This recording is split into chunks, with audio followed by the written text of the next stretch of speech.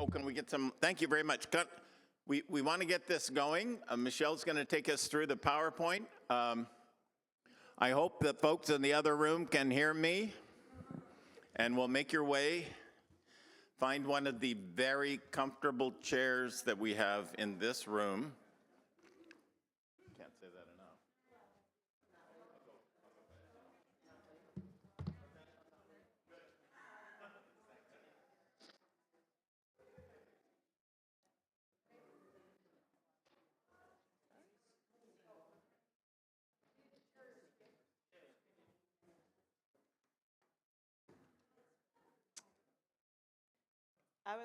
Okay, yeah, I can share, I can start.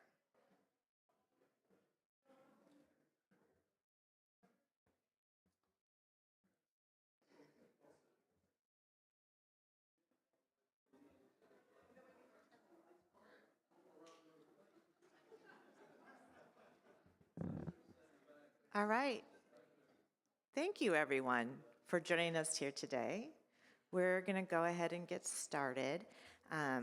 We have a lot of information to share. I'll try my best to do it at a pace that is quick enough to move us through, but also not overwhelming.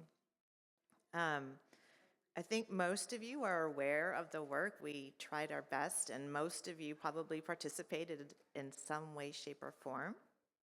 I just want to recap who we are and what we did, just for those of you who may be less familiar, however.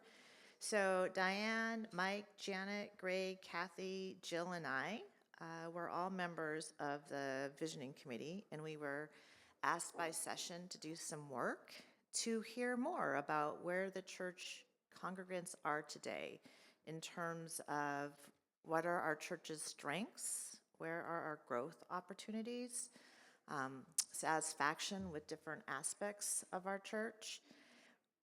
We also tried where we could to compare results from today to where the church was in 2018, which gives us some context for, again, where's growth and opportunities that we can see over time.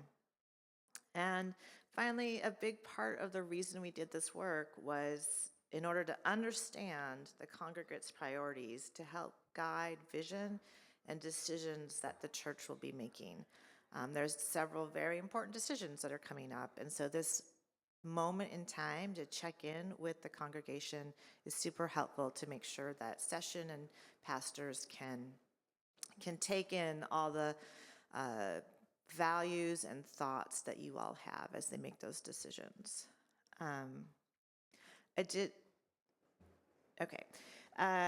We sent the survey out. We had 91 people respond to that survey, which was great.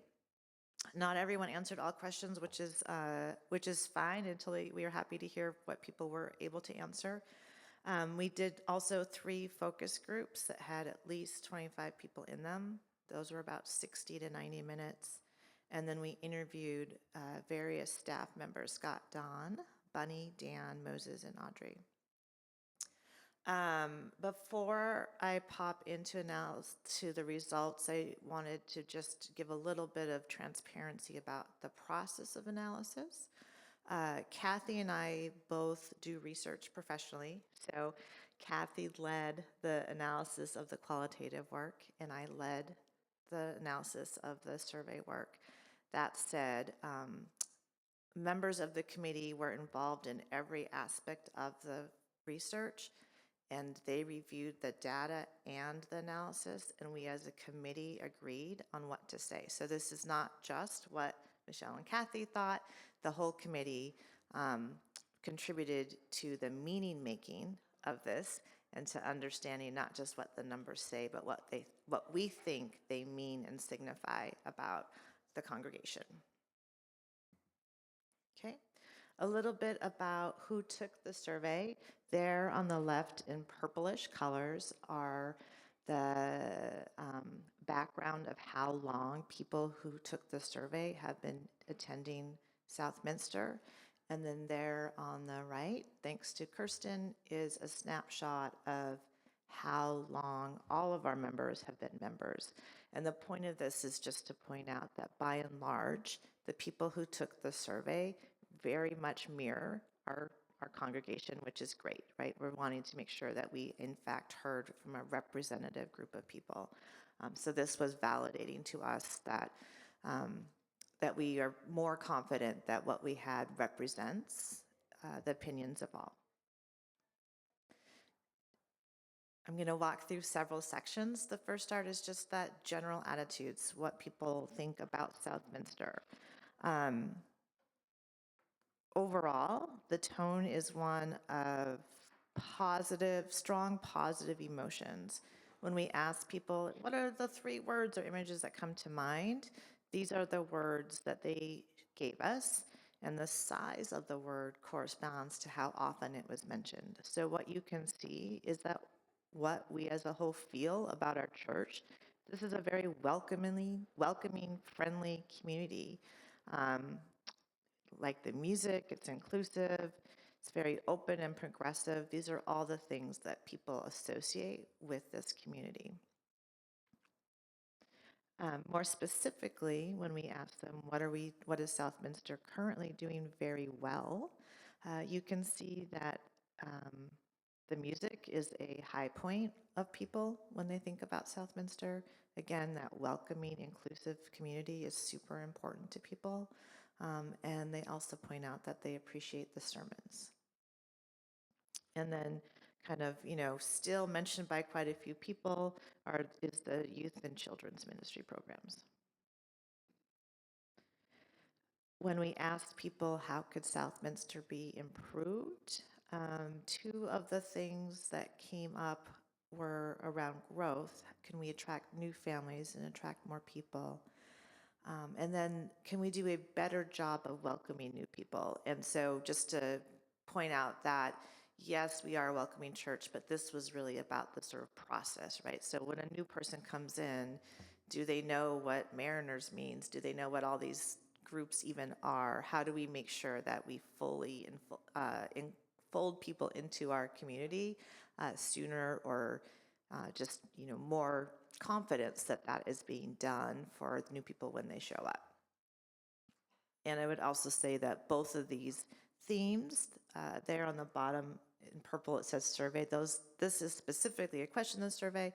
Both of those themes came through in the focus groups as well, that these are areas that people would like us to focus on.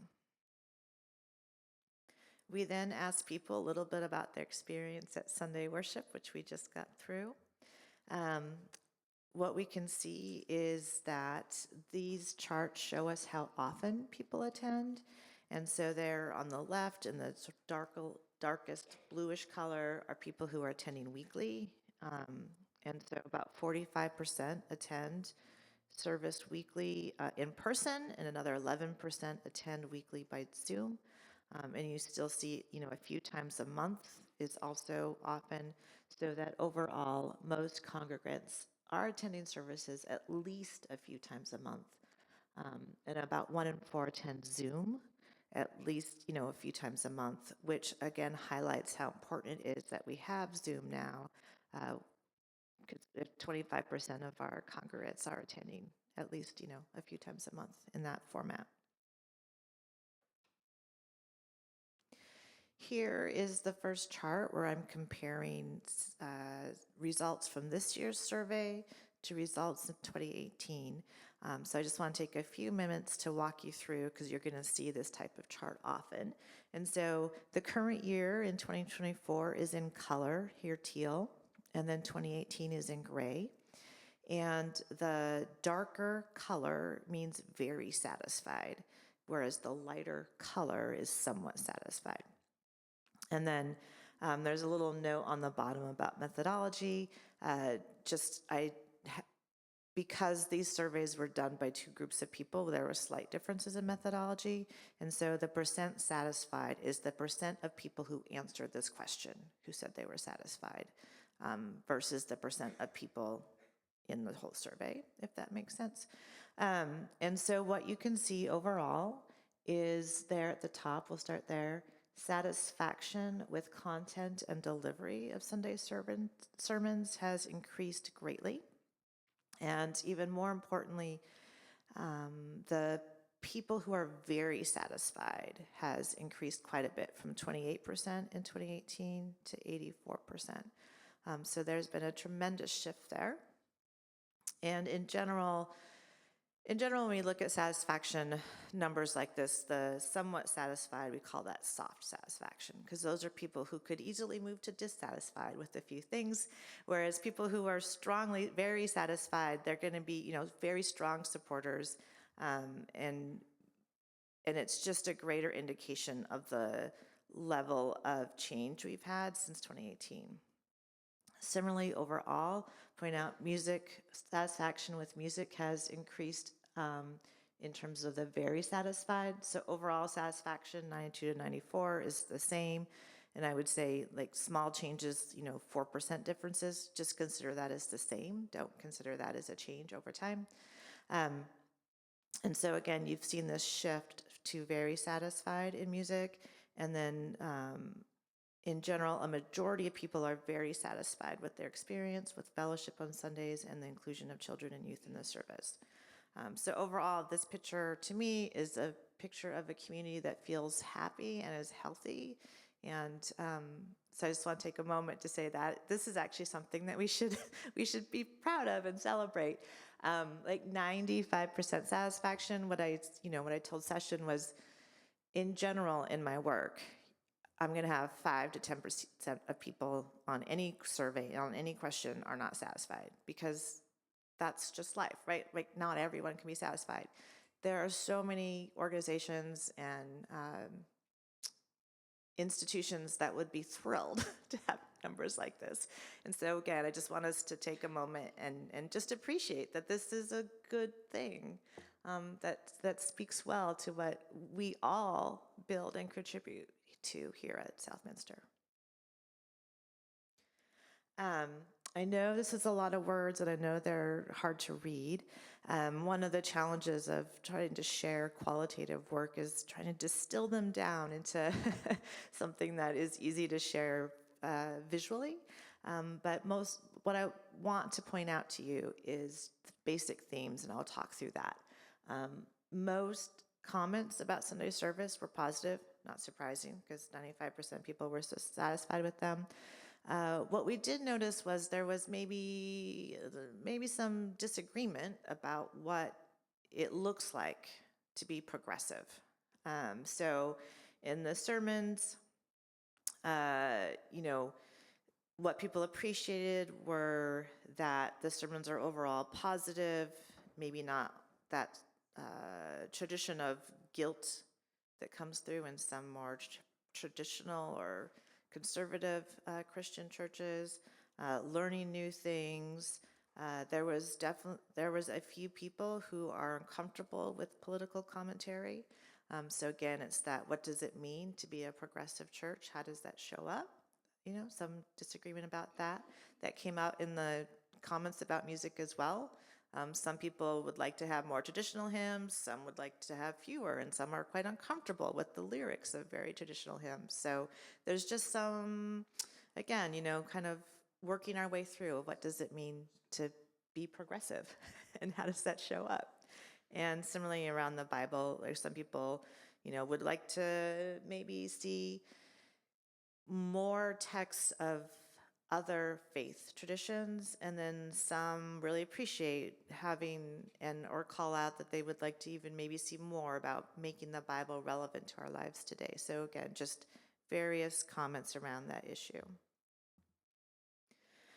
In terms of the maybe more logistics of just how service is going, there were a few comments about the flow of service. Some people, specifically an issue that came up, or topic, was having the announcements and whether there was a more efficient way or a shorter way of sharing announcements rather than having them read. There is definitely appreciation for the accessibility of our technical tools in the service, the hearing loop, having the ability to watch the service on YouTube later. There's a couple comments about maybe the organ in particular or other instruments can be hard on Zoom. So, there's some things we can think about there. and just more accessibility in general. A few people mentioned that communion, where we all gather around the circle, can be difficult for some people, either because of mobility issues or one person, they didn't share more detail, but they're a family with young children and they found that a bit challenging. So again, just a few things for us to think about in making communion and that time feel inclusive for people of all ages and all abilities. Okay.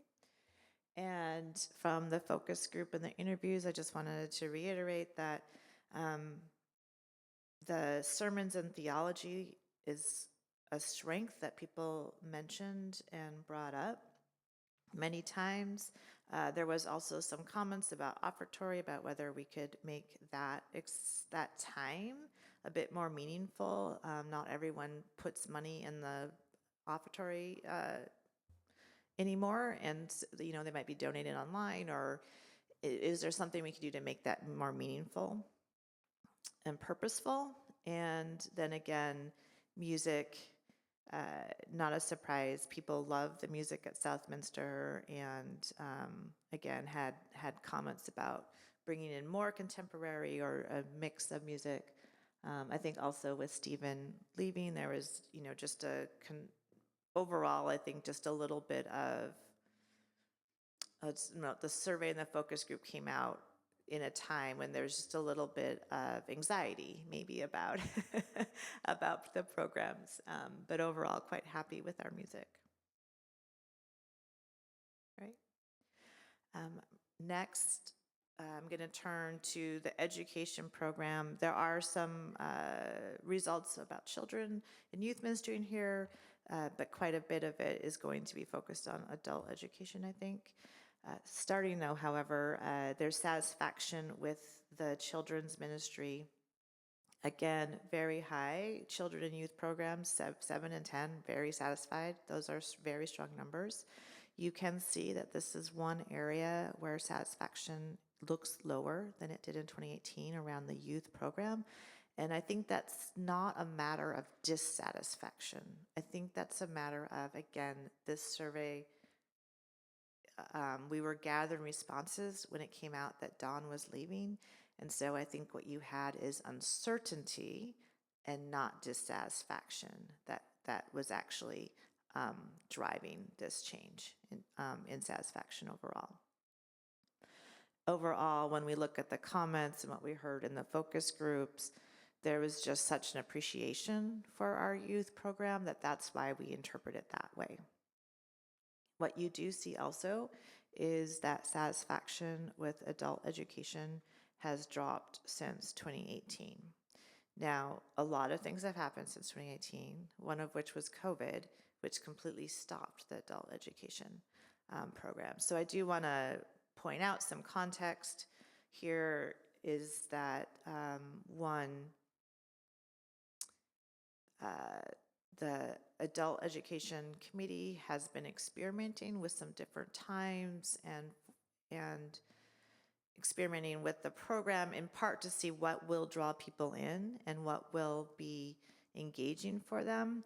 And so that is part of what you might be seeing here, right? So as the committee and as we're trying new things, you're not necessarily having that regular program that you can count on and you know what it is. And you definitely do see that has happened. And again, just pointing out that in COVID, we had to quit the adult education program because multiple hours on Zoom wasn't working for people. It was too much. Okay, here I'm just showing you the percentage of people who gave a response as it's an indicator of who may not participate. So for example, up there in the children's ministry, 53% gave a response that they were about how they felt, and then 47% of the 90 people who took the survey said, I don't participate in the children's ministry, or I'm just skipped it, or I'm unsure. And that's, again, just to point out that overall about 1/3 of the of the congregates don't participate in either the youth or the adult education program, and then it's a little bit higher for children's program. Okay.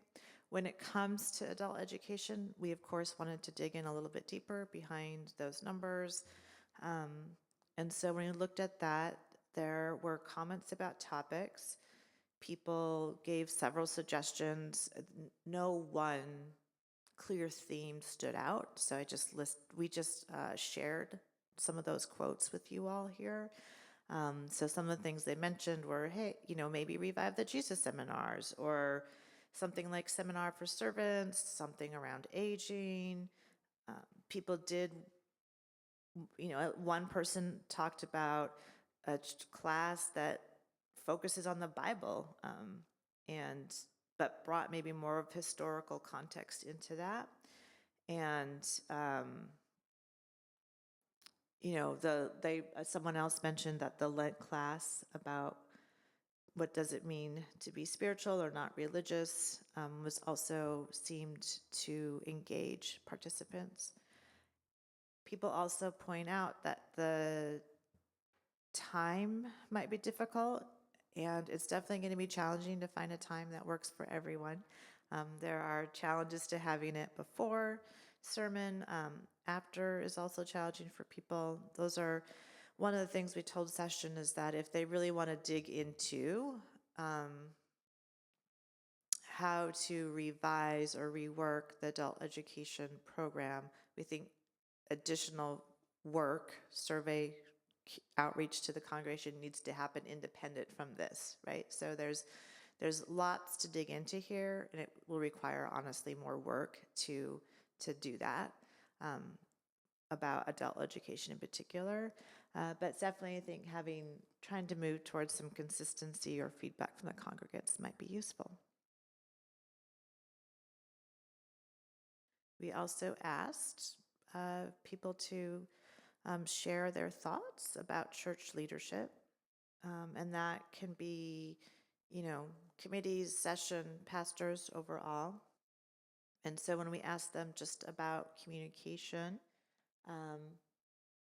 about vision, over 7 in 10 are satisfied with communications about the vision of the church from Southminster's leaders. And even more, 85% are satisfied with how the leaders support Southminster events and activities. When we share some of the open-ended feedback from people, what you can see is that people mention both Scott and Dawn by name, are very appreciative of their connections and the ways that Scott and Dawn show up in the community. They also mentioned, session members chairing meetings gives clear leadership, and talking about one person saying that, the committees and session are high functioning groups and approachable. Again, those are all things that are going well. In terms of some opportunities to strengthen our leadership overall, coordination and communication seem to be a general theme. Again, I've mentioned communication a bit before. That shows up here too. And in general, any organization is always going to have to face the challenge of communication, and it's just really important to communicate over and over in multiple ways, because that's how you ensure that people are all being able to hear the information in a format that they are looking at. And finally, I just want to point out around vision, there's a little bit more at the end about vision. This quote we chose because it sort of encapsulates an overall challenge with the idea of vision. So this person says on the right, "I'm not sure there is one vision for the church. And I don't have any concerns about what we're doing, but it would be nice to have more of an idea if there is a higher purpose vision to our direction, to understand and be able to summarize that." And I chose this because when it comes to the issue of vision, Southminster is doing a lot. And many people feel like we are, in fact, living our vision by all the activities we do to support our community. And some people miss the idea of having maybe sort of a focus, one specific focus that underlies our work. This survey can't answer that tension. What I can do is point out that is a nuance to our conversations about vision, right? Like, what does that look like? And it might be that what we really need is the story of Southminster that wraps it all up about how what we do supports one vision. Again, that's not for me to say. I'm just saying that there's more than one path to how Southminster could try to resolve this idea of vision. Okay. Next, some of what we focused on the caring community. Again, you'll remember that idea of open, welcoming community is very important to our congregation. And so we did ask people what is their level of satisfaction with pastoral care, which includes new member inductions, follow-up on health welfare.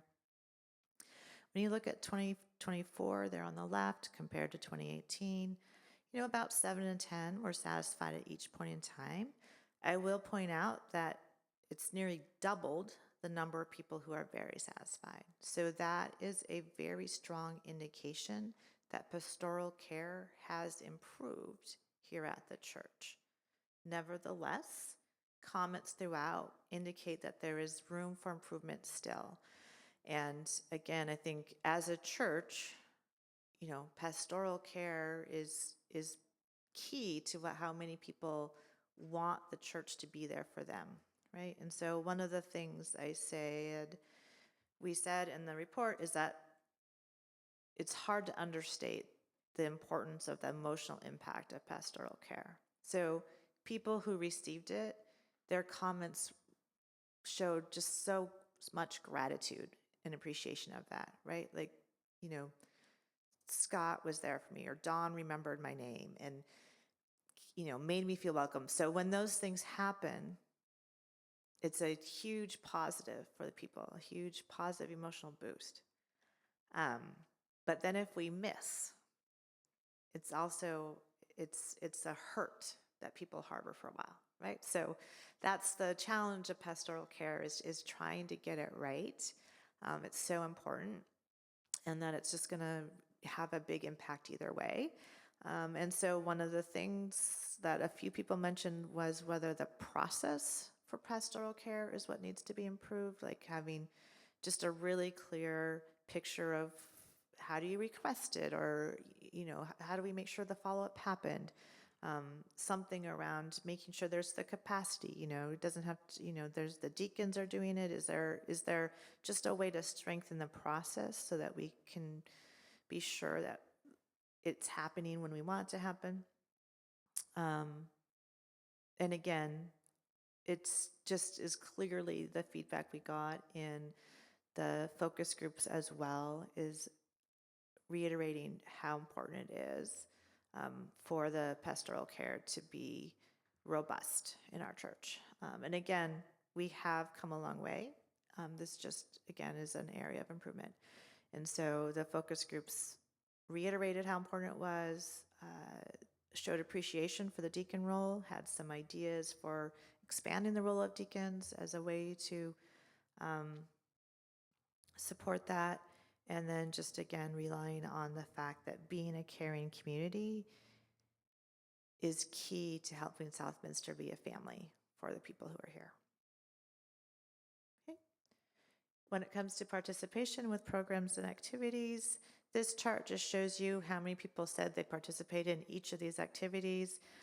Probably not a surprise to most of us, art show volunteering is up there at the top. It takes a lot of us to put that on, and 64% too. That's pretty awesome.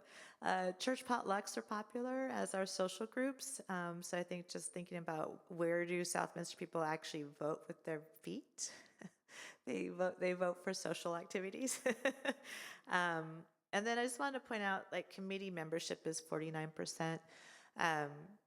I said this to session, I'll repeat it here. When I was the volunteer coordinator at my elementary school, I would have loved to have 50% participation of people coming in to volunteer.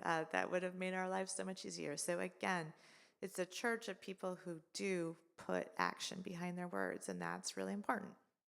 And I think that's, again, something that we should take a moment to just be grateful that that's the kind of community we have. Okay. Again, how satisfied are people with church activities and the opportunities to build community? 96% of people are satisfied. It's very hard to be that satisfied. You can't really get more satisfied than that. There's like, these are really good things about our church. Nevertheless, we are a group of thoughtful people, and so we had things to say about where we could improve. People would like more social connections, getting to know people. I know one person mentioned fellowship for men, and then, breakfast group was starting up again.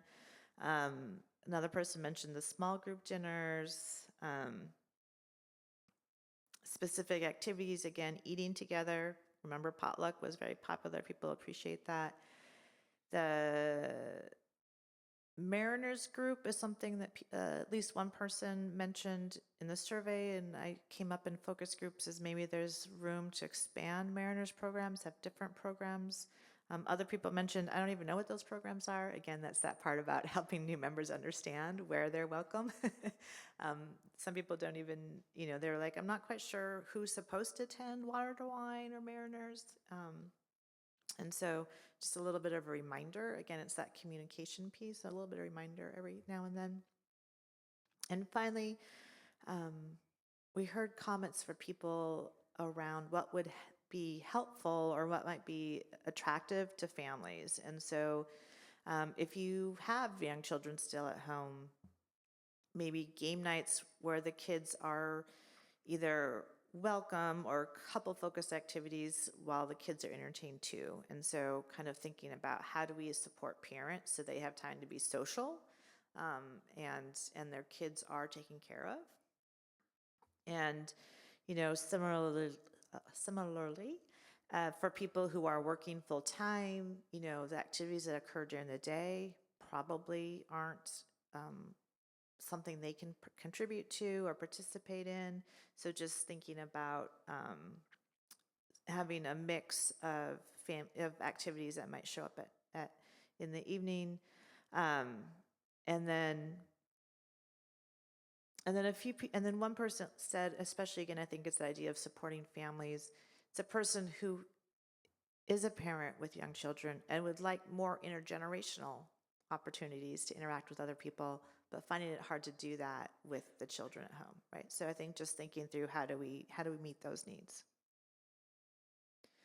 All right, switching to Southminster overall. This is more operational admin activities. Again, high levels of satisfaction with building grounds, the website, email and announcements in the bulletin and at service. And again, people still had comments that they wanted, to bubble up to think about.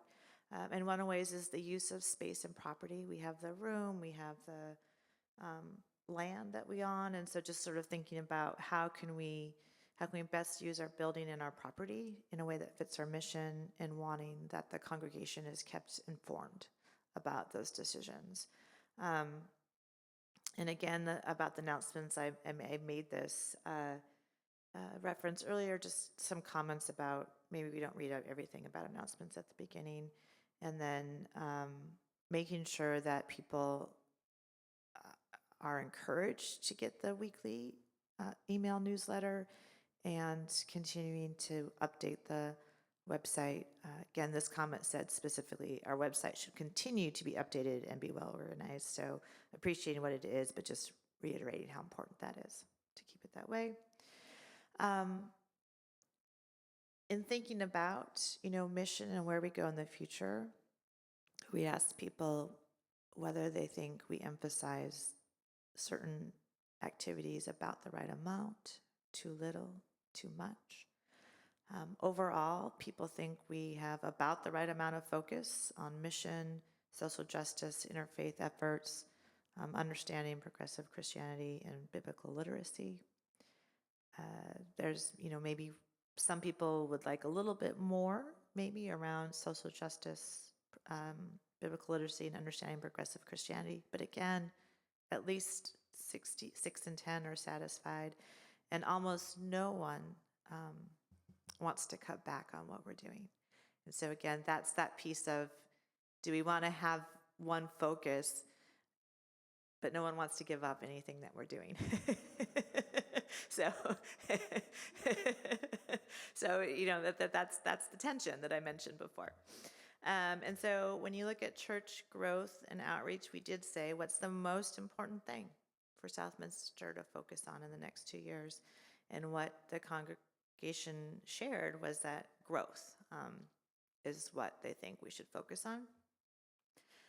And the survey said young singles and families. I think some people just want growth in general, but specifically, I think bringing in some younger people is of value, and that also came up in the focus groups, and the fact that as this congregation ages, we need to bring in specifically more young people as well.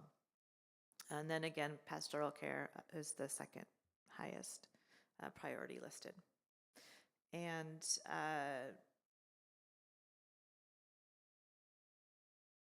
in the focus groups, again, we had people who appreciated the growth that has been happening.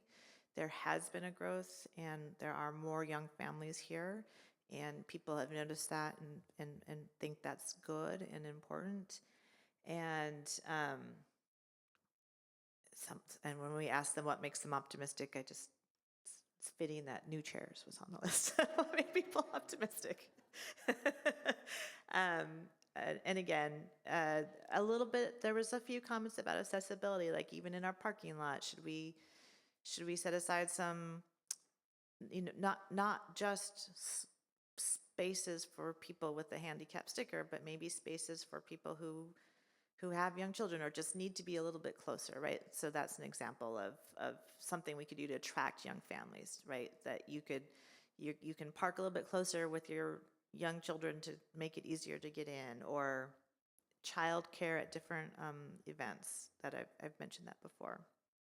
And then just, again, that sort of theme around communication, it was brought up, well, share what the children or youth are doing so that everyone is aware of how great our program is. Okay. Congregates, in addition to saying we should grow, they had several ideas about where we could focus on for that growth. It did come, one theme that came out was that focus on regional outreach rather than neighborhood outreach. And it's not about not doing things in our neighborhood.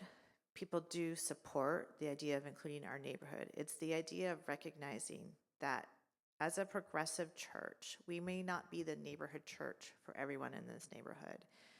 And so our outreach is going to be larger in our regional outreach to gather together the people who want to be at our church. And nevertheless, many people pointed out that having a community presence at community events like Pride or other events would also be helpful. And then just that key to growing the church is probably maintaining a very strong children's youth program and the music program. Okay. And so again, that sort of idea of vision, a couple quotes that to me once again reiterate how do we find what we want? So one there on the left says, I sometimes feel that Southminster is more of a community center than a church. In its effort to be all things to all people, and its commitment to progressive theology, a focus on spiritual growth is not as central to its mission as one might expect. And then on the right, sometimes it feels like we have a lot of different groups scheduling, a lot of different programming, but it doesn't feel coordinated around a grand vision. And so again, right, this is something that we might have to grapple with. If we don't want to give up anything, how do we create a story that makes it clear what our vision and purpose is, so we can all have that story in our head to help unify it, or do we want to make some shifts? All right. Finally, next steps. We, the committee, recommend a survey every 2 to 3 years. 2018 was 6 years ago. Doing it more often allows us to get a better understanding of how the congregation is changing over time or where we're moving the needle, right? It also just gives you more context. So many things have happened since 2018. I can't really point out, or we can't quite guess, like what made these changes happen, right? Because so many things have happened in 6 years. It's hard to figure that out. And so just trying to understand the impact of certain events or changes is hard to do unless we do surveys a little bit more often. And then again, the people who participated in the focus groups, and this is generally true of focus groups, even in my professional work, mentioned that they appreciated that we took the time to talk and listen to them, and that focus groups actually are a really good way of letting people share input. And so continuing to have a venue or a way to gather feedback from the congregation was appreciated, and we would recommend, trying to build that in to the activities that the church does. And then the last part is addressed right now today is we did recommend that the results of this visioning was communicated to the church, and this is being recorded and will be available so that people who were unable to stay today can also still have the same information shared with them. And with that, my official presentation is over, but I am happy to answer questions or... All right, so I'm going to have some support from that.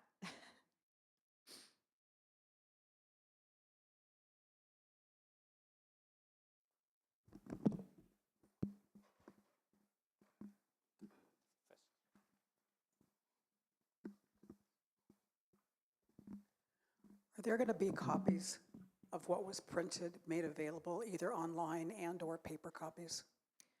I believe a PDF of this presentation is going to be available, yes.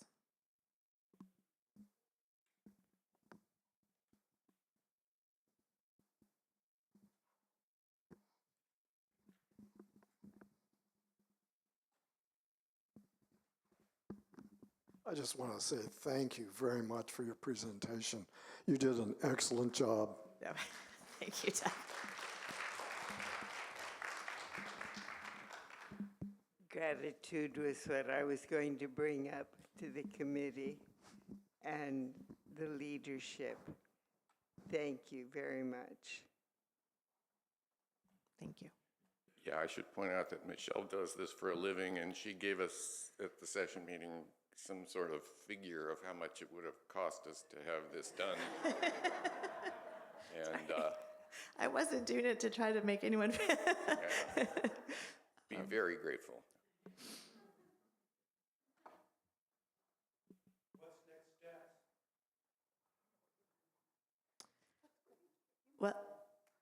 Well, I don't want to speak for session, but I think session, oh, sorry, I thought someone was adding to that. It's definitely going to be I know that the committees, we're all excited to wait for those survey results. I think each committee actually is going to dive into it deeper and plans to make plans to incorporate that into their own goals and objectives, and so it's at the committee level. I know that work's already started. I know that personnel, for example, was interested in hearing the results of this to help them with their decisions. So I think it's already being shared out to committees as they make steps. And then I think the larger question of how session wants to grapple with it is a bigger question that session itself is going to have to come back to. And some steps have been taken forward on that as well, some concrete plans about setting up a specific time and meeting where we're going to dive into that.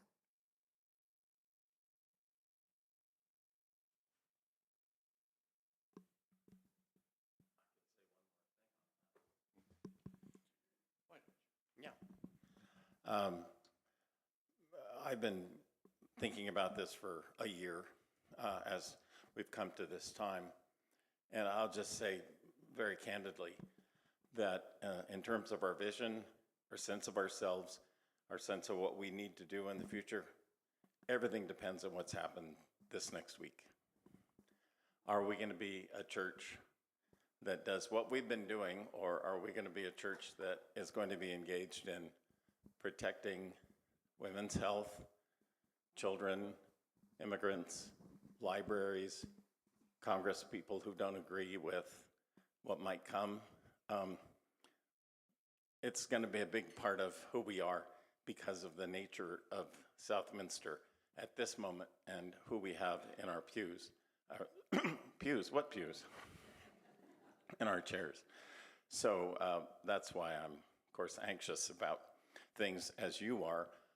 And it could have gone without saying, but I thought I'd just say it because it's going to have everything to do with how we come together as a community. If we don't have to feel that we have to be worried every day about targets on people's backs, then we will be a church that will very necessarily, in order to be in sync with our founder, Jesus, we will have to be reaching out in ways we haven't even imagined before to our brothers and sisters in this country who don't agree with us or agree with anything I said up till this moment, right? This is what's coming, so stay tuned.